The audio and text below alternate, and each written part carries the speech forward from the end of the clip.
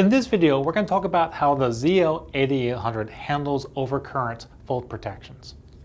Now, if you look at the video earlier regarding how output current telemetry sets up, you'll notice that we monitor with our ADC the entire continuous waveform of the output current through the inductor.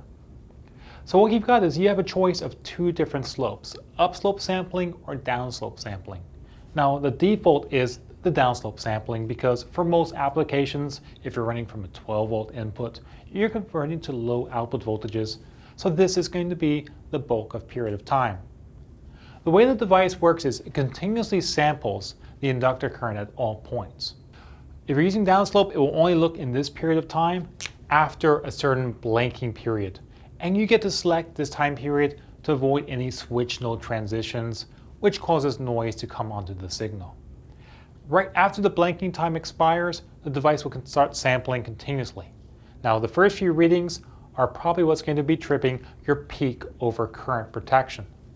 This is a cycle by cycle protection. So every cycle is constantly monitoring it and comparing it to the peak threshold that's set up.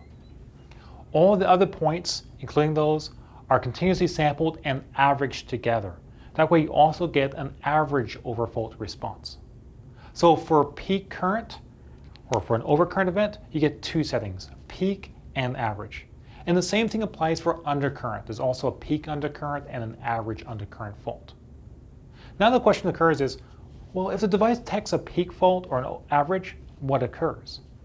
Well, that really comes down to how the device is set up in terms of the fault response.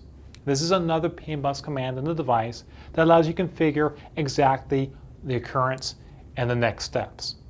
There's a couple of different options. Either the device will shut down instantly and remain off, or you can have it to continuously retry. A third option is you can have it to retry a certain number of times with certain time intervals between the faults. And all these changes are configurable through the GUI with the device using the PM bus interface.